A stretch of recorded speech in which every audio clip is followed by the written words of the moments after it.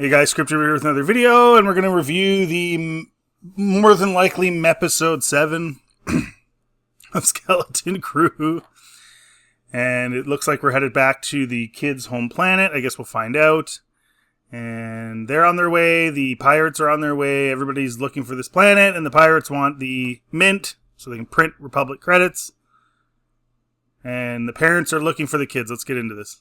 Okay, so the parents are like in the forest or whatever, and they got the barrier access code or something, and they're going to transmit something out into space. And what's funny is even the one lady is like, are you sure that's going to be able to break the barrier? Like, this just looks dumb and cheap. Like, no, that would never break anything. As if you could send a signal through space with this. It's like copper wiring wrapped around. Like, dude, like, no, like, this wouldn't have been realistic anyway. And the reason they're trying to send the signal is they're trying to get a signal to their kids and they don't know where they are. So how is this little dinky thing going to get a signal out to their kids? It's just not realistic. It's dumb. I feel like this was just a way for them to have like the parents in the show and to have like a third side spot where they could like mix up the shots and mix up the scenes better, because honestly, like, it's kind of pointless. But then they got caught by the security droids, and so we'll see what happens here. Okay, and then the parents, like, Neil's mom tries to grab the communicator and run. She gets stunned, and then another parent grabs it, starts running. She gets stunned, and then they basically play relay. But as with every Star Wars show, for some unknown reason, nobody knows how to run. Like, they're running like they're taking baby steps. This is one of the big problems with the way they're filming these things. Where's the emotion? Like, they should be running as hard as they can and super like panic mode, and they're just kind of like jaunting. And then they get stunned and fall. The other thing that doesn't make sense here is Fern's mom, who's like the lady who got them the barrier code breaker thing or whatever that's in this little signal thing. So the droids knew they were there because of the signal thing, clearly, right? They knew where they were. They said the first things out of their mouth or whatever their announcement was, step away from the signal or whatever, and, you know, whatever, don't do anything. And then she's running through the forest and somehow evades them. Like, shouldn't they be able to track her if she's carrying it? That's how they knew they were there in the first place. So that's pretty weird. Again, it's another very, very convenient plot issue. Everything in this show is just convenience, convenience, convenience. It sucks because the show had potential to be pretty good. Kind of corny, not super Star Wars-y, but had a potential to be pretty good. And it's just like episode after episode of like convenient plot issues, convenient things happening. The kids happen to get away super easy every time, or stupid stuff like this that just doesn't even make any sense. Now the character turn is also getting worse. So last episode, Wynn was like all like, oh, I miss my family and I miss this. And he had sort of switched way too quickly, and like there was no build up for that. He went from like super optimistic and excited to go on an adventure to then just be like, oh, I miss home. I miss my mom, or I miss my dad, blah, blah. And then in this episode, right off the bat, without anything happening or any development, he's like, oh, now we have to go home now, and it's just going to be the same as it always was. You're just like, you have to have some kind of build up to that, like, so that it makes sense to the viewer, because again, he's jumping back and forth like he's bipolar. It doesn't make sense. It's just not very well written at all. So cue the pirates, and they get there, and the Brutus guy, the Wolfman guy, is like, oh, we can't go in there. All the green storminess. It's like, oh, any ship that goes in there will die. And then, whatever, there's just kind of some time wasted. They're going to throw him out the airlock, and then, what's his name? SM-33 tells them that, oh, it's a storm. It just says, oh, the legend of Aaaaand it has a storm surrounding it. And so then, the assumption is it's just a storm. It's not going to destroy the ship, so whatever. It is what it is. I mean, whatever. So Brutus decides to send a fighter in. He gets a volunteer. He wasn't going to send Jude Law's Jod. He wasn't going to... Still can't remember his name. He wasn't going to send Jod in, because obviously if he gets through, then he's just going to run away. But it appears the guy's ship is at least electrocuted and disabled. We don't know if it explodes, but anyway. So, yeah, you can't just fly through the barrier, except for the fact that the kids did from the other direction, right? With the Old Republic ship in whatever, episode 2. So, or 1 or whatever. So what's going on here? This is super weird. And remember, we saw those like satellite dish things that were protecting the other planet that was the same as Aaaaand, but had been abandoned. Where are those in this situation as well, protecting this planet? So the kids come out of hyperspace, and of course they come out of hyperspace in front of the pirate ship, despite the fact that this is a huge planet and there's a lot of area around it. But anyways, and then they scan it and they're like, oh yeah, it's an old ship, it's a relic, blah blah blah, blow it up. And Nod's like, no, or Jod is like, no, that ship is the key. So he's basically just biding time. He has no idea what he's talking about, just so he can whatever stay alive. And then it kind of alludes to the fact that the armor that was pulled off, the quote armor, the shell that was pulled off of it in the last episode, conveniently, it alludes to the fact that maybe that armor is how they got out in the first place, through this atmosphere that kills you or whatever. The other thing about this is if this atmosphere is this thick and this damaging, how was there like regular sunlight on the planet and regular, atmosphere, environment on the ground for everybody to be living? It's not very realistic. It's kind of corny. I know it's Star Wars and this, you're supposed to play around with things to some extent, but that's a little much.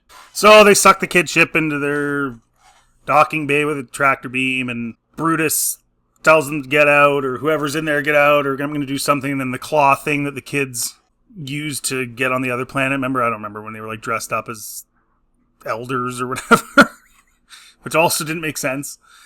Comes down and grabs them. And again, it's convenient. Like, what is that there for? You know what I mean? It's there so they had a way to capture Brutus. That's what it feels like. Anyway, so then they use the ship to talk to them with a different voice that says, let us go or we'll do something to Brutus. Whatever it is. So anyways, Jod, they threaten again that they're going to kill Brutus if they don't let them go. And then Jod just walks up and shoots him in the head.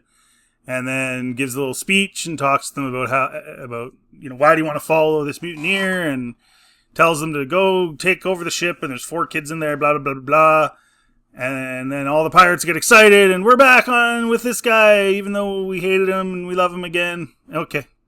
It's just, okay, whatever.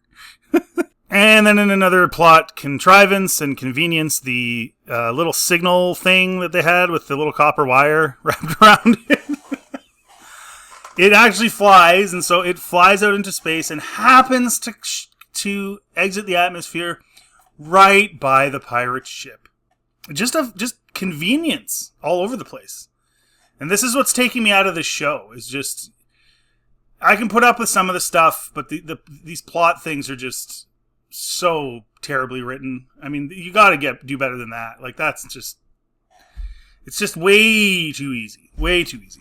So Brutus, after he caused a mutiny against Jod in episode 1, I guess he kept his helmet? Okay. So he found his helmet again, and he's got it on again. Okay.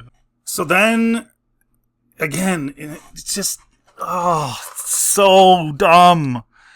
So the parents put this message in there about, like, we love you and you're not in trouble, and you have to find a Republic emissary that's going to know where the planet is and how to get through the barrier. Well, if those people exist, why wouldn't anyone have thought of that already? Number 1. Number 2, this thing, like, how big is the galaxy? How fast was that thing going to travel? We saw it. It floated out of the atmosphere. The odds of that message getting to them is literally impossible. Impossible. The only reason it even did was because they happened to be in a ship just outside the atmosphere right when they sent it up. right when the parents sent it up. Like, guys, this is just... Oh, no. With every episode, the plot contrivances get worse.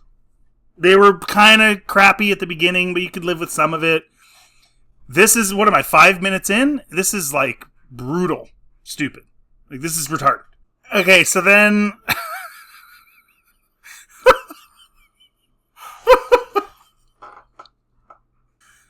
Okay, and then in another, they just keep coming. This is like 20 seconds after this. So then they're gonna basically hold the kids hostage, and the kids freak out. Wim freaks out. Whatever. They grab the kids, and then the kids are like, "No, you can't do this." And then he's like, "I'm the captain," or whatever. And then Shmi SM33 is like, "Well, actually, you can only be the captain of one vessel. It's the pirate code, and you've already taken control of the frigate, which I'm assuming is the pirate ship." And so he's like, "Okay, well, I'm the captain of this one now." And then Shmi's like, "Yes, captain."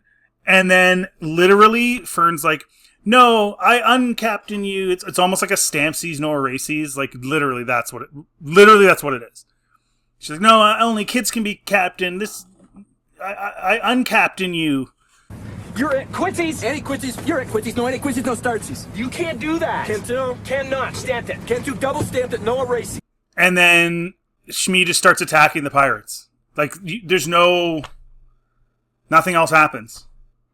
She just says, "Stamped it, no erases," and he just starts fighting them. Like, it just does not make sense. Cannot. Triple stamped it. No erases. Touch blue, make it through. You can't triple stamp a double stamp. You can't triple stamp a double stamp, Lloyd. You can't triple stamp a double stamp. Lloyd, you guys! It also doesn't make sense because he's a droid. Droids have protocols. And in this show, he has consistently been kind of wacky and all over the place and not making sense. Not droid-like really at all. And to some extent, you could live with it. Like, oh, you know, his memory's a little scrambled, sure, whatever. But this is ridiculous. He literally just told him this is the pirate code. And then she just says, "No, I uncaptain him," and then that's it, even though she's not the captain. Oh, okay. So now we finally get an explanation as to what these things were, these satellite dish-looking things. Now at least we know what it does. It's like sort of almost this storm creator, and it does electrocute the ships or whatever it does, right? So, okay, so we got an explanation. My whole take was, how did the kids get off the planet, though? That's what I don't understand. So then we find out that this ship is a ship from the Mint, so that you could fly it safely back through. But at the same time, it was found on the planet, crashed. So I'm just trying to figure out what all that means. But anyways, I guess they can safely go through because it's a ship that once belonged to the Mint, so the electric satellite thingies won't shoot it. Okay. So then we literally saw the ship leave with Jod not in it. And then now somehow he's in it. And then he just chopped off Shmi's head with the lightsaber they found on whatever planet with the treasure. Whatever that was, that resort planet. How did he get on the ship? He can't just be there. We watched them fly away with him sitting on the docking bay. So basically, Jod just does this long, drawn out, "don't cross me" thing for like 5 minutes. That should have probably taken like 1 minute. Anyways, moving on. Okay, so anyway, they come off of the ship, and the droids basically just think Jod's the emissary, and they're going to take him to the Mint. They realize these are the 4 kids. They're like, "You aren't supposed to leave the barrier." And then for some reason, the droids just bring the kids down to the Mint with Jod instead of taking them somewhere else or letting them see their parents. Or why are you taking them to the Mint for? This doesn't make any sense. They start lowering into the Mint with the kids there for reasons we don't know. The other thing too is, like, you're not a very secure planet if you're just trusting that this is the emissary based on the ship. He's still coming from the galaxy far away. And how do you know that this wasn't just some guy that commandeered the ship? Like, you would think you'd have like a image of the person who it's supposed to be, or at some point you maybe have a list of people They just don't even ask him his name. They just say, oh, it's the emissary. Yeah, okay. So, like, you're super secure, but you're really not, because you got to have the plot move forward. So, Jod sees the vault, and there's apparently over 1,000 vaults like this, and he's laughing and disorganizing the Mint's credits, but the droids just stand there like, this is perfectly normal. All of our emissaries do this. And these are the droids that have been like intense about everything, right? Every little behavior. And then throughout the show. And then the parents come down to reunite with their kids on a little floaty whatever. And you're like, why didn't they just reunite with them up above? And then I was like, I know why. Because they have to have them all down there with Jod for some scene. Even though it doesn't make sense for any secure place to do this. Furthermore, the kids are seeing the Mint, and the dad in the message that he sent specifically told them they weren't going to find out about any of this stuff, they weren't supposed to until they graduated. So why would the security droids just let them down there instead of leaving them up top and reuniting them with their parents up top? And then at the very end of the episode, Jod walks over. Again, this is like super secure area. These are workers that are part of this process, right? This is what this planet does. These parents are workers. And he ignites his lightsaber in basically in a threatening manner to them. So, of course, they all had to be down there so they could do this. Where are the droids? He's totally breaching security, whether he's an emissary or not. So what, if you're an emissary, you're just allowed to do anything? It doesn't really make any sense, does it? And then this emissary could leave the planet and tell other people about it. What's preventing him from doing so? So where's the security? So it's secure but not secure. So this show just went from kind of character driven and some bad plot points. I had about a 4. This one episode has brought it down to a 2, if not 1. It is so stupid. None of it makes sense, and in particular, it doesn't make sense along with the earlier episodes that we learned about this planet. And then, of course, it didn't even make sense within its own episode with some of the stupidity. It's almost as if these guys wrote this without thinking anyone would notice or care, that this doesn't make sense, the ending doesn't make sense, none of the other things that happened made any sense. They just thought that by the time they reach episode 7, they're just going to be like, oh, they're going to be drunk on Skeleton Crew, they're not even going to notice. It's like, no, bro, this is stupid. Like, this just got really stupid. This got like Boba Fett levels of stupid. Again, it was kind of cute, I was kind of liking the characters, I was liking the kids. And now it's just gone into total Boba Fett levels of stupid. Now, it's not a lore-breaking disaster like The Acolyte, but it is super stupid and dumb and lame. And the plot has now been tattered, as far as I'm concerned. So, yeah, I was hanging in there, but this is really, really bad. I'll review the final episode next week, and you can't come back from this, I don't think, at this point. Like, it's just so contrived now that it's just terrible. Anyways, let me know in the comment section what you think. If you like this content, please like, subscribe, also help the channel. Feel free to check anything else on my channel. Have yourselves a really good day.